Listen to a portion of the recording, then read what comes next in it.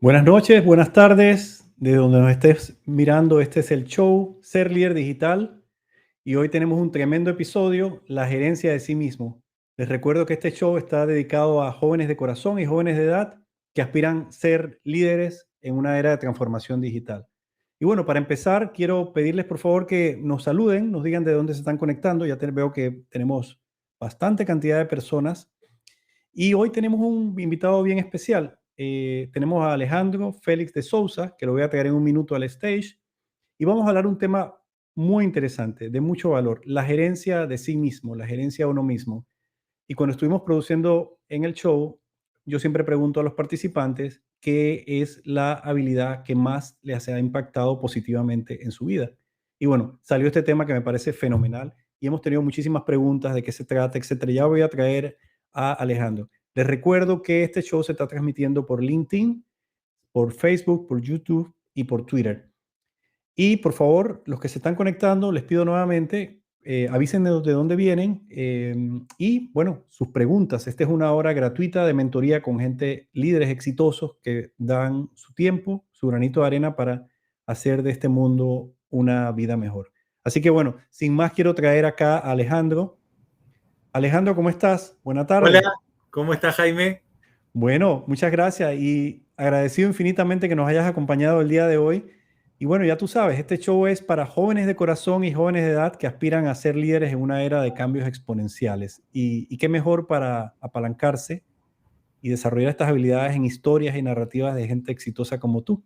Y bueno, antes de continuar, quiero saludar a Carlos Mauricio Moreno desde Colombia. Nos saluda desde Colombia. Bueno, gracias Carlos por acompañarnos. Tenemos a nuestro amigo Laureano Navia desde Panamá.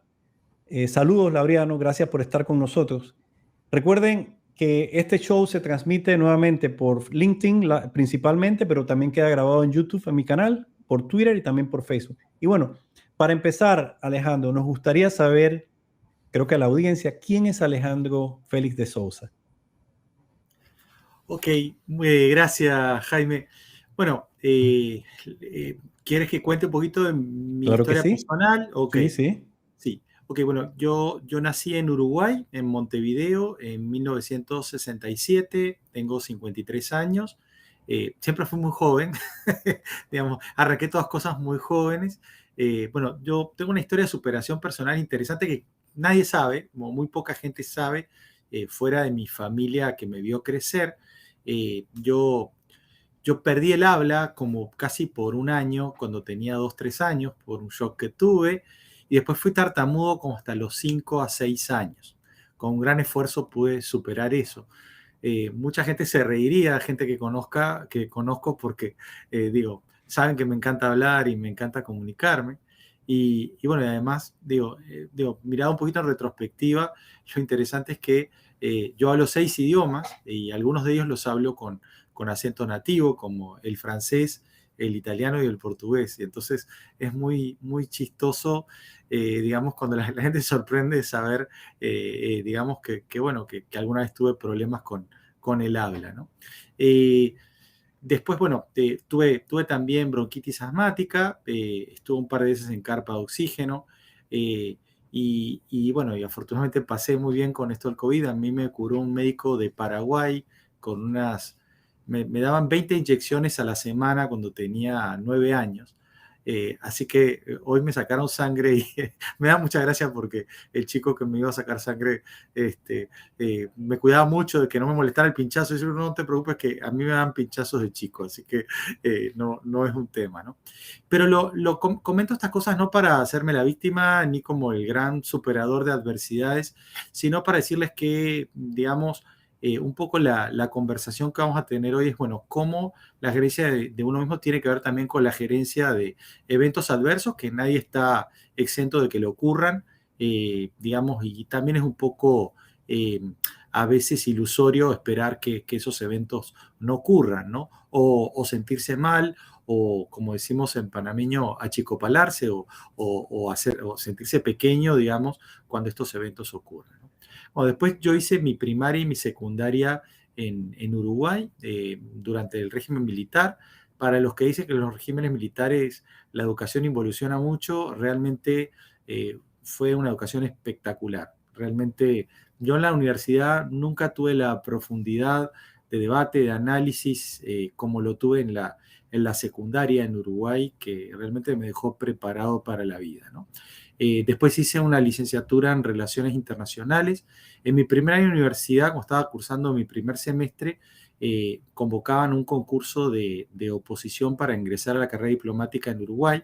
Yo siempre desde los 15 años me interesaba mucho el mundo internacional, los idiomas, y di ese concurso un poco temerariamente a los 18 años y resulté ser la persona más joven hasta el día de hoy y en la historia de la Cancillería de Uruguay, que es admitido al servicio diplomático por concurso.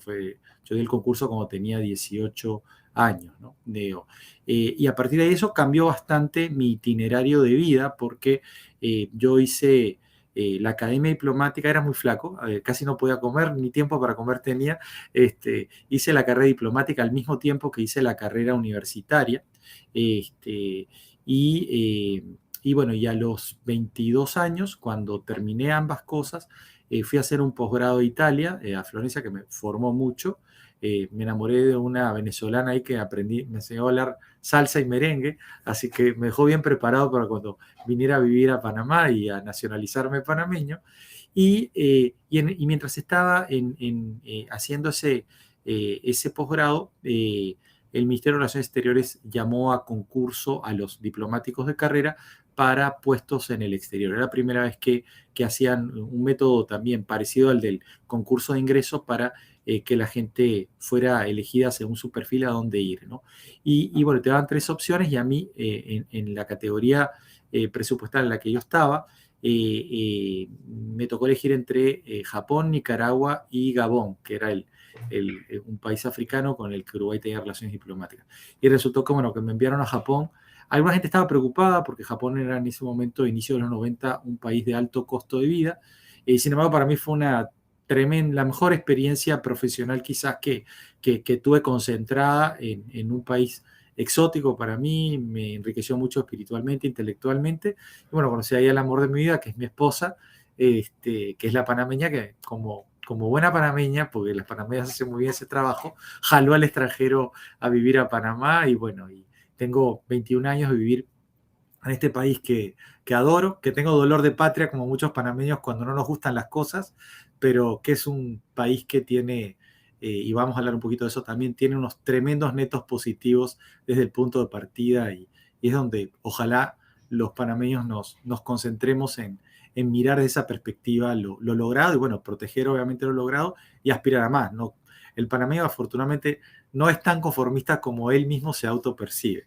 Así que bueno, eso es una cosa buena que ayuda al país a mirar más alto y a superarse, y lo hemos hecho. Para un país joven como República Independiente, de poco más de 100 años, Panamá ha avanzado muchísimo más que muchos otros países, ¿no? Así que Gracias. bueno, esto es un poquito de Excelente. historia personal. Después, bueno, puedo hablar un poquito más adelante, Jaime, de bueno, mi itinerario profesional en Panamá, las empresas en las que trabajé y las empresas que Hoy en fundamos. día, ¿qué estás haciendo? Si nos cuentas un poco.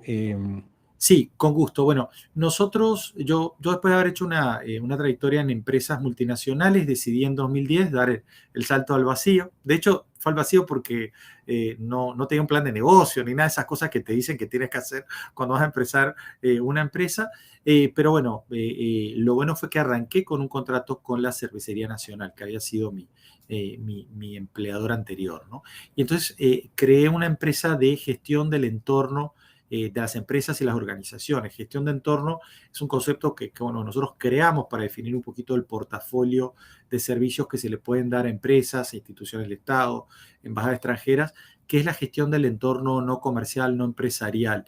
Digamos que es la gestión de relaciones con gobierno, la gestión con medios de comunicación, la gestión de comunicación hacia consumidores, la gestión y relaciones sindicales, relaciones comunitarias, gestión de crisis, prevención de riesgos y problemas y solución de riesgos y problemas. Es un poquito la especialidad donde, bueno, lo que hicimos fue construir a partir de saberes un portafolio de servicios que permitiera a las empresas tener soluciones en temas que no son normalmente funciones tradicionales de las empresas y que a veces necesitan, bueno, como una persona que enfrenta situaciones de crisis y eso, una ayuda externa que los ayude a volver a su día a día o a su quehacer normal. Y esta empresa se llama The Corporate Diplomacy, que bueno, es un poco bajo el paraguas del que tú me presentaste, Jaime. Esa empresa después ha tenido sucesivos enriquecimientos de áreas de trabajo. Trabajamos también ahora soluciones de mergers and acquisitions, o sea, compras y adquisiciones de empresas, financiamiento de proyectos con fondos de afuera y hacemos también desarrollo de negocios para empresas en Panamá y en la región. Todas estas actividades las hacemos no necesariamente en Panamá como nuestro foco principal, sino trabajando en Panamá y en países de la región, ¿no? Excelente. Gracias. Cuando estuvimos produciendo el show, estuvimos conversando sobre qué aportar a la comunidad de jóvenes aspirantes a líderes. Y una cosa que inmediatamente me dijiste fue la gerencia de sí mismo, la gerencia de uno mismo, la gerencia de ti mismo. Si nos pudieras de alguna manera empaquetar ese concepto, ¿de qué se trata? Para que todos estemos en el mismo nivel y después empezamos a conversar un poquito de eso. ¿Cómo no? Bueno, miren, el mayor proyecto de vida que nosotros tenemos somos nosotros mismos, ¿no? Yo les digo, no es que tengo un marco conceptual para esto, sino que más bien vamos a hacer, como decían los empiristas, a partir de la experiencia, a partir de ahí construir una teoría, ¿no? Y la vamos a estar construyendo juntos aquí en este foro y bueno, y de acá saldrán cosas para conversar y discutir más adelante, ¿no? Entonces, la gerencia de nuestras opciones en la vida, la gerencia de nuestras elecciones en la vida, la gerencia de cómo reaccionamos a los eventos tanto favorables como adversos, porque a veces los eventos favorables son más riesgosos que los adversos, generan menos información acerca de las cosas que necesitamos mejorar y nos hacen creer bueno, que una habilidad que tenemos es una habilidad que nos ayudó a llegar hasta acá, pero que podemos creer que va a tener inercia para el futuro, ¿no? Y también tiene que ver con la gerencia del ego, ¿no? La gerencia del propio ego, de la propia autopercepción y cómo mantenemos a raya, digamos, ese ser que a veces cuando logramos, algún éxito o alguna situación favorable nos hace sentir como que somos como el Leonardo DiCaprio en el Titanic, ¿no? El rey del mundo, ¿no? Entonces, y eso es un desafío que tenemos todos, porque a veces señalamos en una persona, ese tipo, mira el ego que tiene, o esa mujer, mira el ego que tiene, y a veces proyectamos. Nosotros a veces nos ponemos etiqueta de humildes y de sencillos y digamos, y tenemos como el paradigma del el ególatra, pero a veces yo he encontrado gente con limitados talentos, digamos, digamos que son muy juzgadores de otros y no voltean el espejo hacia ellos y tienen a veces más ego que personas de repente que tienen, digamos, más agarre con la vida, ¿no? Y este liderazgo de nosotros mismos es un liderazgo que es importante para cualquier persona, porque a partir además del liderazgo de nosotros mismos, aprendemos más sobre la experiencia humana, aprendemos más sobre lo que es un ser humano, y eso a su vez nos genera todo unas externalidades positivas o un halo positivo de interacciones que nos ayuda a ser más empáticos, a ser menos egoístas, menos centrados en nosotros mismos. Digo, la pulsión para ser egoístas y centrados en nosotros mismos es humana y natural. O sea, eso no es un pecado, también hay que despenalizar ese tema, digamos, ¿no? El tema es cómo nosotros tenemos sistemas de alarmas o alertas cuando hay exceso de eso, digamos, ¿no? Y cuando ese exceso de eso empieza a ser punitivo para los demás, ¿no? Entonces, es como los negocios son tan personales como las interacciones amorosas o las interacciones de amistad, la gerencia de uno mismo es una habilidad esencial en la vida, ¿no? Digo, como tú me preguntaste, bueno, a mí me parece que este es un tema, me parece que va a ser algo que le va a gustar mucho a los jóvenes y a todos, porque digo, nunca estamos tarde para gerenciar, no vamos a poder gerenciar quizás retrospectivamente las cosas bueno, que son pasado y que por ser pasado no las podemos remediar, pero podemos aprender sin autoflagelarlos de esas experiencias negativas, sin quedarnos mucho en ellas, para evitar, digamos, caer en las mismas situaciones, que también pasa, y es humano que pase, tampoco, hay gente que agarra y que se equivoca un par de veces en el mismo error, y también hay como un concepto social de que uno no debe caer dos veces con la misma piedra y eso, y uno no debe, pero la experiencia humana enseña que las piedras se disfrazan muy bien y a veces tropezamos con la misma piedra porque no nos damos cuenta que es la misma piedra con la que tropezamos antes, ¿no? Claro que sí. Y desde tu experiencia de vida, yo creo que es importante esto que has dicho sobre la arrogancia de alguna manera Sí. y la falta de humildad. Yo creo que tiene que ver mucho con que uno va obteniendo posiciones, títulos, y inclusive personas que no tienen tantas posiciones o títulos realmente, de alguna manera, no sé si es naturaleza humana, de alguna manera vamos creciendo el ego. Sí. ¿Cómo tú piensas que esto afecta la vida, digamos, profesional, personal de uno cuando uno realmente, como tú bien lo dijiste, no lo controla, ¿no? Es como un pequeño animal ahí que Sí, está naciendo en nosotros. ¿Cómo sí. afecta esto? Bueno, por eso es muy bueno que somos seres sociales, ¿no? Digo, mira, yo soy consultor, ¿no? Digamos, es una de las actividades profesionales que hago y que representa un pilar de ingresos para mí en mi vida profesional, ¿no?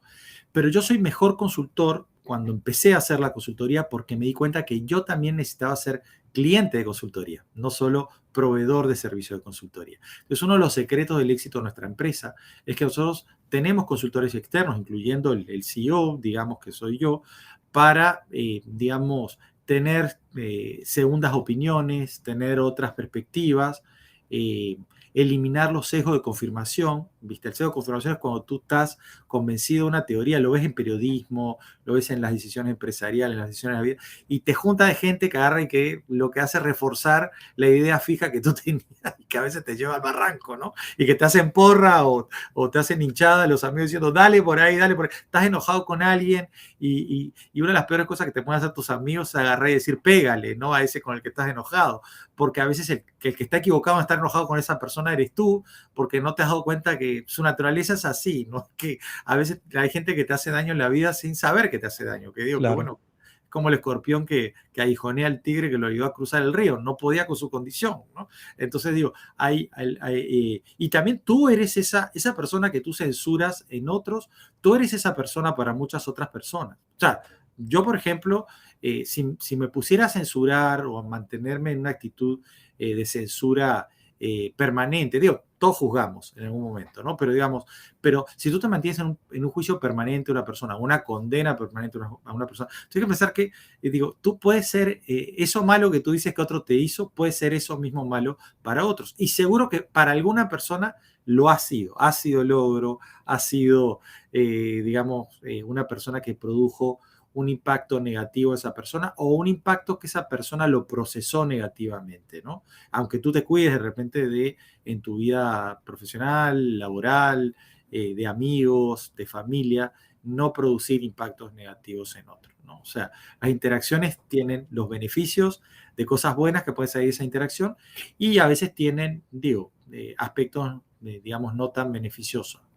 No, claro que sí. Y bueno, tú me conoces, yo soy bien activo en LinkedIn y me gusta aportar. Y uno de los posts que yo hacía hoy, que me pareció muy profundo, del profesor Richard Feynman, muy famoso matemático, Ujú. decía, si tú eres la persona más inteligente en un salón, en una sala, estás en la sala equivocada. Así Es es decir, muy si tú te cierto. consideras que eres el más inteligente, o si eres el más inteligente, entonces los que están ahí van a ser yes man, todo el mundo te va a decir que sí. Sí, Y es sí. creo que un gran error. Y hoy dando una charla, hoy estuve también dando una charla para la Cámara de Comercio y Digicel, en donde hablábamos un poco de transformación digital. Uno de los temas que hablábamos es que en este cambio, o en esta era de cambios exponenciales, realmente los silos no deben existir, debe ser interdependiente. Y al Sí, rodearte de gente que realmente pueda darte una sí. opinión que va en contra de esa teoría que decías tú. Sí, a mí me encantan las ideas de los demás. O sea, todo el mundo lo sabe. Digo, a pesar de que yo soy bastante, digo, tengo cierta asertividad y tengo bastante confianza en mí mismo y un buen nivel de autoestima. Y bueno, mi mujer se reiría porque diría que lo tengo muy alto. Sí, sí les puedo decir que digo que una de las cosas más lindas que hay en la vida es darse cuenta que hay mejores ideas que las de uno y que uno se sorprendería, porque no necesariamente las mejores ideas que las de uno vienen de gente más formada intelectualmente o con más edad, digamos, o, digamos con un entorno de aprendizaje similar al de uno o mejor el de uno. O sea, y es lo lindo de vaciar la taza, ¿no? Bueno, yo tengo mis contenidos mentales a tope y digo, como, hey, hay que vaciar para poder abrir la cabeza a que otro llene contenidos y que te abras a otras cosas. Por ejemplo, nuestra empresa arrancó con un portafolio y pensó que iba a ser, ese portafolio de servicios iba a ser un portafolio permanente. Y a las buenas y a las malas, de las dos maneras, nos dimos cuenta que al final lo que nosotros queríamos era hacer una organización pertinente, una organización, digamos, que proveyera un mínimo de bienestar económico a quienes participan de la organización, no solo los socios, y entonces, digo, si había que ajustar el área, la industria donde trabajábamos y eso, bueno, yo siempre le digo a mi gente, no podemos ser pintores de puertas, ya no hay pintores de puertas. Tú tienes que ser ni siquiera un pintor, viste, integral, ¿no? A veces tienes que ser albañil, que además pinta, ¿no? Y bueno, y si hay una especialidad específica de pintura, bueno, ahí buscas al especialista y tú le haces el aseguramiento de calidad, digamos, ¿no? Pero es muy difícil hoy mantenerse en una especialidad muy exótica, digamos, como la nuestra, por ejemplo, y tener un mercado muy grande es muy difícil. O sea que hay que saber tener un pie en el campo, digamos, de especialización, pero también un pie en la flexibilidad empresarial que permita transitar hacia otros campos, ¿no? O construir de las fortalezas que uno va construyendo en esa especialidad hacia extenderlo a otros nuevos segmentos de clientes, ¿no? Alejandro, y dentro de, digamos, dentro de la vida, creo que la tuya, la mía, la de los que nos están escuchando, los errores nosotros consideramos que es lo peor que nos pueda pasar. Ah, Y la sociedad, la industria, el mercado castiga muchas veces el fracaso, pero sí. desde esa perspectiva de gerenciarse uno mismo, ¿qué son los errores y cómo podemos tomarlos de una manera distinta? Sí, mira, yo he visto gente cometer errores que parecían fatales y volver de esos errores fatales, ¿no? Este, Y volver eh, engrandecido muchas veces. sí, sí, sí, te digo. Digo, para hablar de otros, no, porque cada uno de nosotros también comete errores y cualquiera de nosotros puede tener una historia que al final del tiempo coloca las cosas en su lugar, a veces por inercia, sin una acción explícita de nosotros, bueno, superar el percance. Y obviamente si uno además le mete a eso y entiende, mira, una experiencia negativa, digo, por no decir un fracaso, una experiencia que no va en la dirección que nosotros o en dirección con nuestras expectativas, que no necesariamente quiere decir un fracaso, digamos, a veces que no era por ahí, da mucha información. Ese es el valor de, entre comillas, lo que se llama el fracaso. O sea, yo no quiero ser un New Ager que ahora les viene a decir ustedes fracasen, fracasen a montón y mátense a fracasos que creo que el fracaso enseña, digamos, siempre, ¿no? Pero una circunstancia natural de la vida tener eventos adversos, ¿no? Entonces, ¿cómo los eventos adversos están fuera de nuestra esfera de control la mayoría de los casos? Ocurrieron por omisiones nuestras, por lados ciegos. Por eso para mí es muy importante tener un grupo de gente en la que todos nos cuidemos los lados ciegos, digamos, y minimicemos que siempre ocurren eventos adversos, porque ocurren, pero digamos, bueno, a veces en grupo, viste, el grupo te ayuda a que el evento no tenga yo siempre digo a veces a un cliente que tengo que manejar una crisis, bueno, a veces es mejor un puñete que te tumba que un puñete que te mata, ¿no? Entonces es mejor, digamos, o sea, en términos de magnitud de impacto negativo, porque a veces no puedes evitar que un tipo rápido te pegue un puñete y que no te lo viste venir. Entonces, lo bueno es un puñete que te puedes levantar, no un puñete que te mata o que te deja noqueado, ¿no?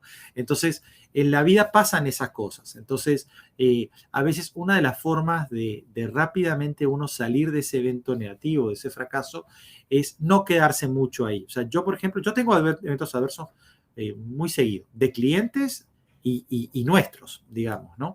Y mi filosofía lo hice en forma empírica, digamos, yo te comentaba, Jaime, cuando hablamos de esta presentación, digo, mira, hay muchas cosas que yo después encuentro en los libros y que nos toca mucho, no es que uno inventó el concepto, nosotros encontramos muchas veces en el libro la formulación conceptual de de cosas que nos han pasado a nosotros y de aprendizaje que nosotros hemos hecho, ¿no? Lo que pasa es que hay que quedarse la menor cantidad de tiempo posible en el fracaso.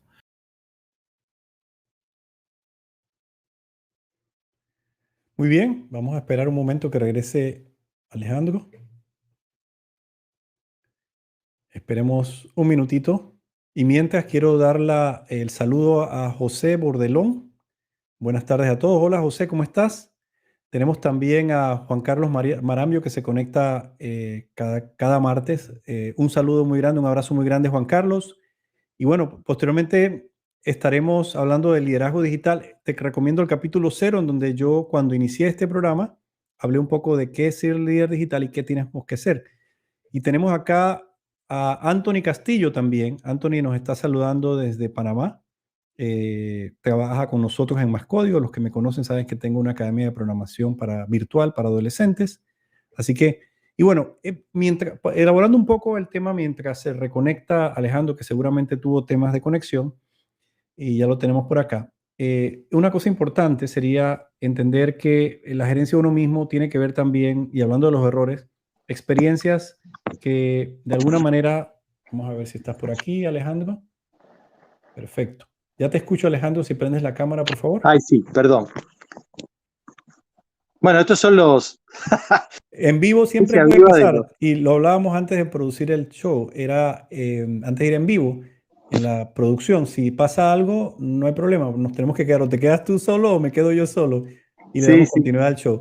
Todavía no te vemos, así que vamos a esperar que verte. Sí, voy a reencender la cámara. No digo, no se preocupe, te digo la verdad, Isabel está al lado mío y vio que ni pestañé, porque cuando está entrenado para los eventos adversos. No, no te preocupes. Mientras voy saludando, mira, Laureano Navia, gran amigo. Que hubiera ocurrido, te digo, o sea, es una vaina que uno ya desarrolla un callo para estas vainas. Claro que sí. Mira, Laureano dice muy buenos comentarios. Me gustó mucho, acertado el no tropezarse con la misma piedra, pero de verdad se disfrazan bien. Bueno, ciertamente, ¿no? También, hablando un poco de los errores mientras se reconecta Alejandro, los errores, digamos, de alguna manera, yo fui hace poco a una entrevista y me encontré una artista panameña que ha tenido éxito en Estados Unidos, específicamente en Los Ángeles. Y la artista, cuando le preguntaron qué son los errores para ti, dice, para mí los errores no existen, los errores realmente para mí existen aprendizaje. Me gustó muchísimo ese concepto porque dice, en mi vocabulario no existen los errores, existen los aprendizajes. Si tú lo miras desde un punto de vista distinto, te das cuenta que lo que vives en la vida te hace mejor.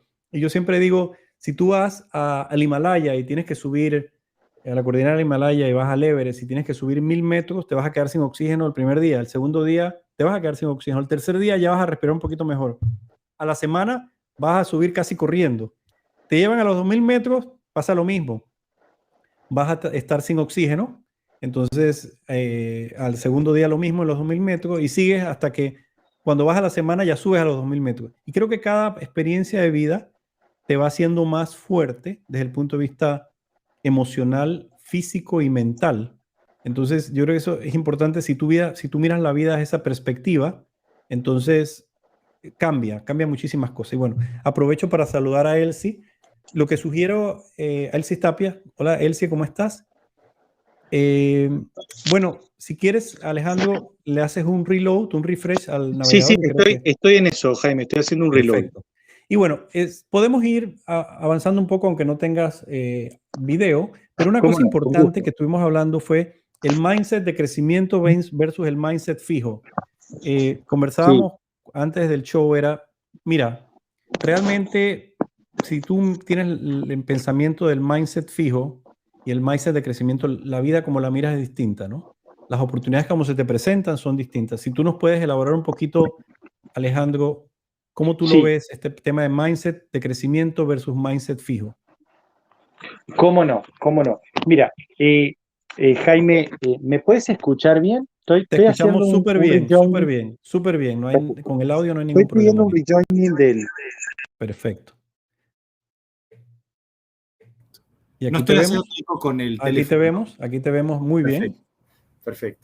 Ok, mira, justo con Isabel, que me ayudó a hacer como unas pequeñas notas para la presentación, que las he usado poco en mirarlas, pero sí me sirvieron para recordarme temas.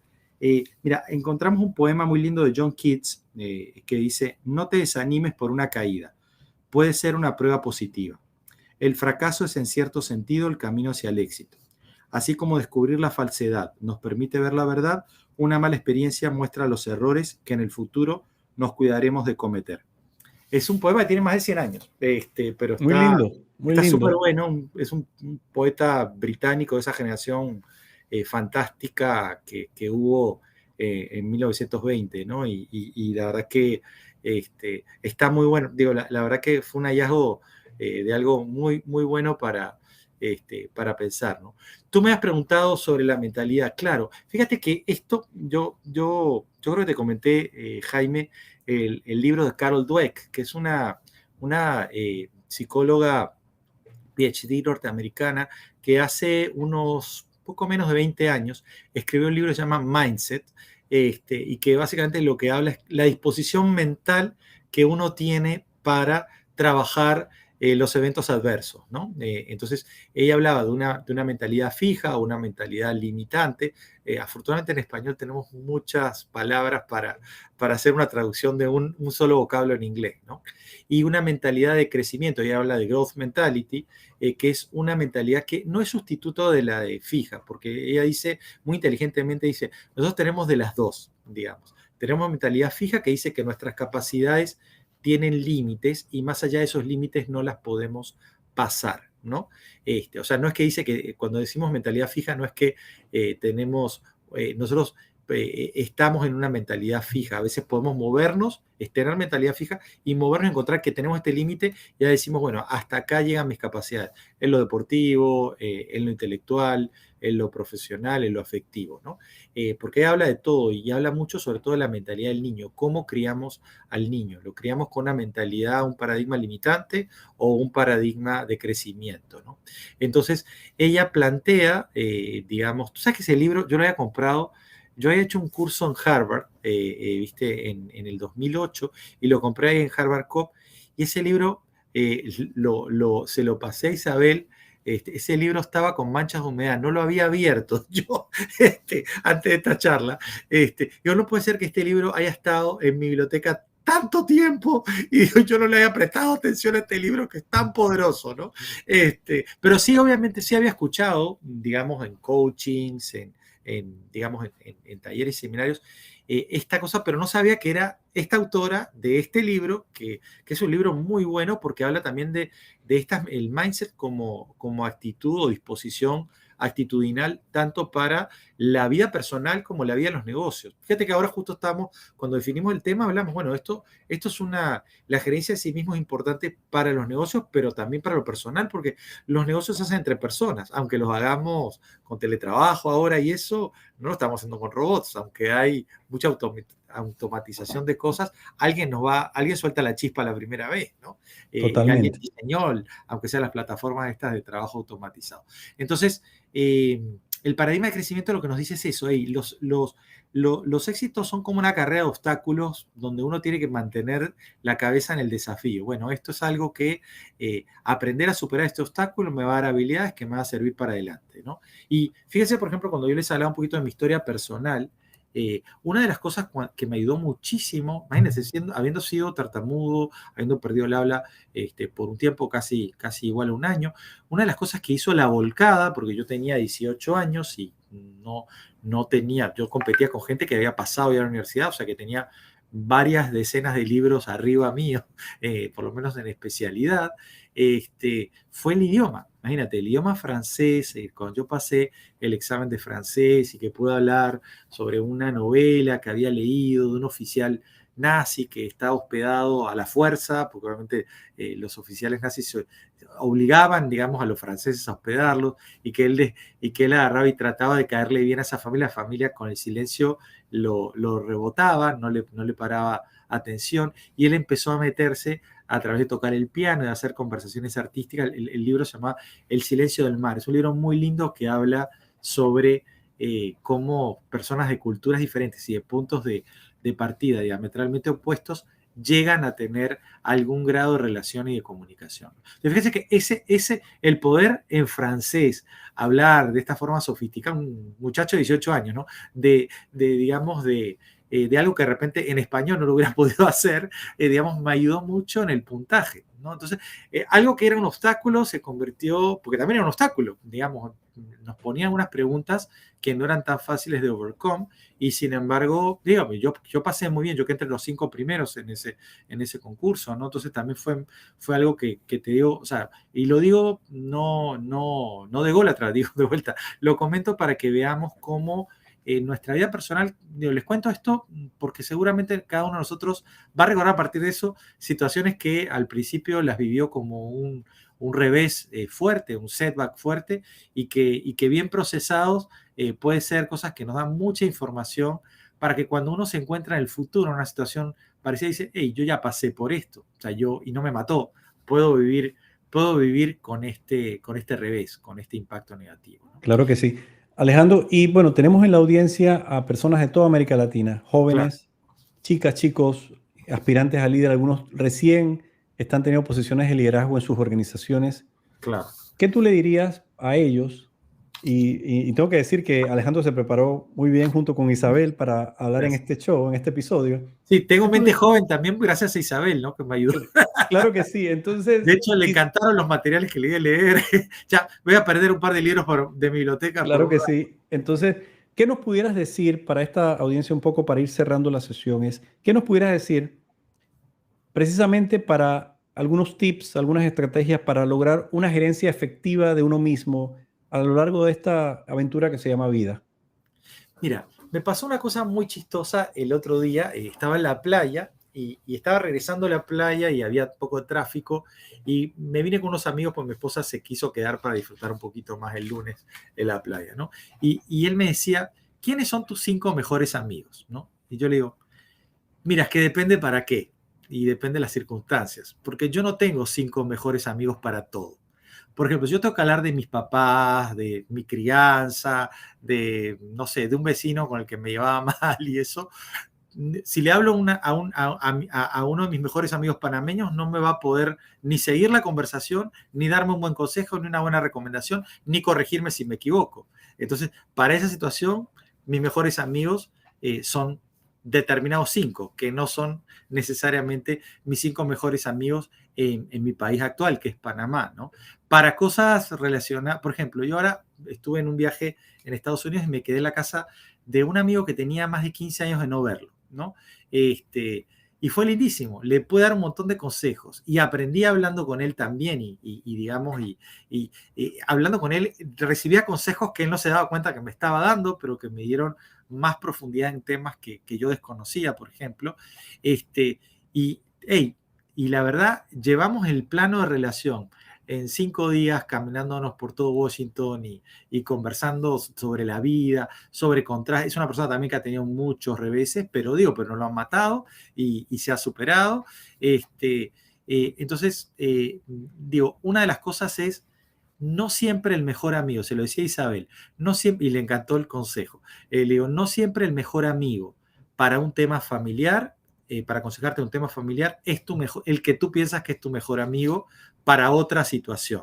Entonces, cuando uno pide consejo, una de las cosas que se tiene que cuidar es de no pedir un consejo, una perspectiva, digo, sobre todo cuando uno es joven, que estamos todavía agarrándole la manija o el volante a la vida, no buscar el consejo que uno quiere oír, sino agarrar y decir, esta persona puede que me diga algo que no me gusta, puede que me diga algo que no me quiere escuchar, pero lo que va a hacer es me va a ayudar como el avión que navega en piloto automático, que cada tantos minutos va corrigiendo y no se molesta por la ruta que se equivocó, sino porque aprecia que el piloto automático cada tanto le dice, muévete unos grados más para acá y unos grados más para allá. Y él sabe, ese avión, esto me lo dijo mi coach el viernes pasado, él sabe que el avión necesita corregir todo el tiempo, digo, o sea que si lo miras desde el paradigma de aversión al riesgo, el avión se pasa equivocando, pero en realidad lo que hace es, se pasa corrigiendo para estar en lo cierto, para estar en el acierto, ¿no? En la vida nos pasa mucho eso, pero es muy difícil uno solo darse cuenta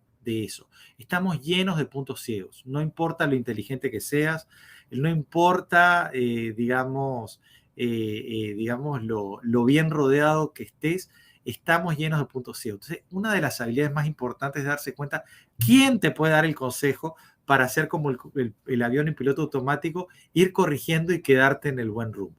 Y a veces cometemos la bestialidad de, no sé, pedirle a un amigo que es amigo de la adultez que te aconseje sobre cosas de tu juventud que ni vio.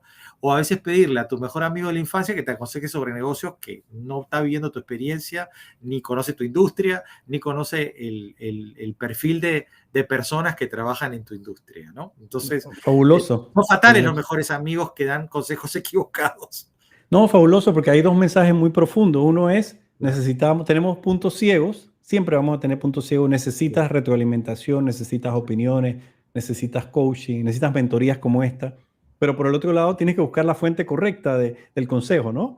No siempre, y eso es muy profundo, porque muchas veces generalizamos y decimos, bueno, mi mejor amigo, el de parranda, me puede funcionar para un consejo de trabajo, y probablemente no es así. No, Pero, no es tu mejor amigo. Por eso te digo, ¿para qué es tu mejor amigo? Hay que ver para qué es tu mejor amigo. Muy sabio. Sí. Alejandro, ¿y nos pudieras dar un statement final, algo que tú le dirías, qué mensaje, digamos, basado en tu experiencia, a esta juventud que ahorita está aspirando a ser líderes de organizaciones sin fines de lucro, de empresas, de gobierno? Mira, es algo que también le digo a mis hijos. Yo tengo 3 hijos, varones, uno de 23, uno de 21 y uno de 14, y me proveen experiencias súper gratificantes. Miren, hay un par de cosas que me gustaría que se quedaran también. Miren, manejen siempre las experiencias de la vida y la vida en general en un término de netos.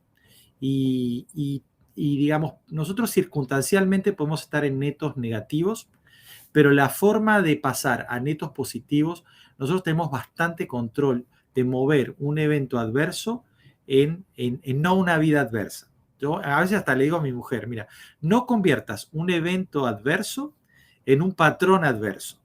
Entonces, muchas veces la forma como nosotros percibimos los eventos adversos, si nosotros los fijamos, les damos una magnitud más grande de la que tienen, nuestra energía mental se queda mucho en ese evento adverso, entonces sí convierte un evento adverso en un patrón o en algo que se queda mucho más de lo que debiera quedarse, ¿no? Perdón, es decir, me puede pasar algo, es un evento negativo. Es un evento, exacto. Pero el patrón, el neto, el balance fue positivo porque probablemente aprendí y salí fortalecido. Más o menos ese es el concepto. Así es. Y por eso es muy importante ubicar el evento en una línea de tiempo, ¿viste? Entonces, decir, bueno, voy a comerme 2 meses malos, 3 meses malos, pero en el neto voy a tener años de paz, digamos, o años de tranquilidad, ¿no? Entonces, ese es un tema muy importante. Cuando uno es joven, digamos, por el propio ritmo que uno lleva en la vida y eso, se suceden eventos negativos, a veces muchos muy próximos y todos comprimidos en el tiempo, ¿no? Pero miren, hay que ver, la vida es una carrera larga, no es una carrera de 100 metros, es una carrera larga. No estoy diciendo nada nuevo, pero nosotros tenemos que enfocar también la vida, digamos, entendiendo que la vida, nosotros tenemos que llevar a la vida a tener un neto positivo. Un neto positivo no es que todo lo que te ocurre es positivo. Digamos, un neto positivo es cuando tú haces el balance entre los impactos negativos y los impactos positivos, entre magnitud y frecuencia, lo que logras es un neto positivo. Mira, la mayoría de la gente podría quedarse contenta con tener un neto cero, un neto neutro, ni negativo ni positivo. Si todavía nos toca estar ligeramente positivos o positivos o muy positivos, es una circunstancia que nos debiera llenar de alegría porque hay muchas circunstancias en la vida que están fuera de nuestra esfera de control. Cómo reaccionamos a ellos, cómo revertimos esos impactos, nuestra percepción acerca de la magnitud de ese impacto y cómo podemos sobrellevar ese impacto en el tiempo, porque acuérdense, nosotros normalmente cuando fallece un ser querido, ¿viste eso? Muchas veces nos quedamos en la pérdida y no en la ganancia que tuvimos de tener a esa persona impactando positivamente en nuestra vida, enseñándonos con su ejemplo, no sé, riéndonos de sus vainas. Yo me río, no tengo mi madre hace muchos años y para mí cuando falleció fue una cosa muy, muy intensa, muy fuerte, porque era una persona que llenaba mucho nuestras vidas con alegría y eso. Pero yo la recuerdo a ella con mucha alegría porque la verdad que nos reíamos a carcajadas, lo pasábamos bien, nos burlábamos de ella se burlaba de nosotros. Entonces, fue lindo para mí tener esa experiencia de vida, esa experiencia de vivir la vida con alegría, con intensidad. Y ella tuvo muchos percances, muchos sube bajos, digamos, y a pesar de eso, mantuvo un espíritu jovial y alegre. Entonces, una de las cosas que parece medio livianito lo que estoy diciendo, pero digamos, pero sí es importante para los muchachos que no se achicopalen por eventos negativos. Cuando uno es joven, y claro, dentro, digo, uno escucha a veces a un niño, esto es lo peor que me pasó en mi vida y tiene 6 años, ¿no? ¿Qué vida? Si recién estás empezando a tenerla, ¿no? Entonces, claro, no, pero de adulto nos pasa a veces lo mismo. Nosotros nos reímos del niño, pero a veces a nosotros nos pasa, esto es lo peor que me pasó en la vida y de repente en ese momento es lo peor, pero te prepara para que cuando hay un evento similar, ya no era tan, no me mató, digo, yo puedo vivir con esto, ¿no? Entonces, ese es un tema que yo creo que es muy importante, la gerencia de cómo reaccionamos ante eso, ¿no? Y el otro tema es el tema del ego, ¿no? Miren, si las personas en general, la sociedad en general, la sociedad industrial en general, nos ha acostumbrado mucho a tener esta aversión o este miedo o este pánico al fracaso o a la pérdida o al riesgo, lo que tenemos que entender es que en la mayoría de las experiencias que tenemos en la vida, el mayor riesgo somos nosotros mismos. Es nuestra ceguera ante los puntos ciegos. Es nuestra arrogancia para reconocer que no estamos solos en el mundo, no somos Robinson Crusoe en la isla y necesitamos de otros. Nuestra arrogancia para pedir favores a personas a las que no le queremos pedir favores, pero que las necesitamos. Nuestra arrogancia para no ser lo suficientemente agradecidos con personas que han hecho cosas que nos han solucionado la vida y no queremos adjudicarles a ellos la cuota aparte del éxito que logramos. Y decir, creernos que el éxito que tenemos lo debemos solo a nuestro genio o a nuestra resistencia o a nuestro esfuerzo, ¿no? Entonces, esas cosas, esas reglas bien sencillitas de la vida son súper importantes para reducir el impacto de los fracasos. Miren, yo tuve muchos, pero igual estoy en neto positivo. O sea, entonces yo creo que con esa perspectiva vamos a tener un mejor mapa para manejar las situaciones en la vida, ¿no? Y una cosa también les quiero decir a los muchachos, húyanle a las recetas fáciles, porque afortunadamente la vida es más compleja y presenta más situaciones inesperadas de las que pensábamos. Nadie había mapeado la pandemia, ¿no? Entonces, por ejemplo, cuando nosotros tenemos este tipo de coachings, este tipo de conversatorios, leemos un libro que tiene una teoría interesante, todas esas cosas son mapas, pero el mapa no es el territorio. O sea, nosotros vamos a meternos en la selva de Gamboa, es bueno tener un mapa, pero el mapa no va a describir la hormiga que te picó, la víbora que te salió por ahí, no hay una fórmula perfecta. El pájaro que te fecó arriba tuyo, o sea, nada o sea, el mapa es una guía para la vida, es una guía, este tipo de cosas son guías, pero afortunadamente nosotros tenemos soberanía, esos no son Biblias que tú las tienes que seguir a pie juntillas, ¿no? Pero, por ejemplo, a mí me da mucha gracia, yo tenía un jefe que se leía un artículo del Harvard Business School y venía con esa, y digo, ay, ya viene con otra vaina que escribió un hindú que está como a 30.000 pies de altura y escribe para una empresa que tiene como 500.000 de empleados, que no es la nuestra, y la quiere aplicar acá con nuestra mentalidad tropical latinoamericana, ¿no? Entonces yo digo, ay, qué horror. Digo, es tan crítico y tan agnóstico para tantas cosas, ¿por qué no lo es para el artículo que escribe el hindú que escribe a 30.000 pies de altura, ¿no? Claro. No, excelente. No, yo creo que ha sido una sesión llena de mensajes profundos y sabios, y de verdad te agradezco, me alegra Alejandro, que infinitamente. Sí, gracias. Yo creo que la audiencia lo apreció. Aquí vemos los comentarios, tenemos gente de toda América Latina. Y bueno, quiero agradecerte nuevamente en nombre de todos los que venimos los martes a ti acá. Y a la audiencia. Y bueno, le quiero pedir a la audiencia también que, como siempre, por favor denle like, suscríbanse al canal, compartan este contenido. Queremos llegar a más jóvenes en América Latina, jóvenes que sabemos que necesitarán habilidades que son dramáticamente distintas a las que nosotros hoy en día tenemos, claro, para liderar en un mundo de cambios exponenciales y de transformación digital.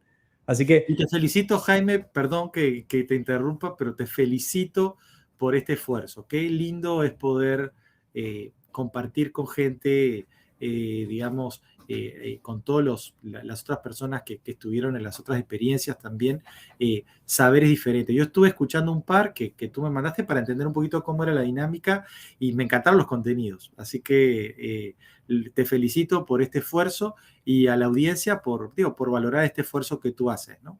Sí, gracias a ti nuevamente y bueno, gracias por ese granito de arena y buenas noches, buenas tardes a todos y nos vemos el próximo martes.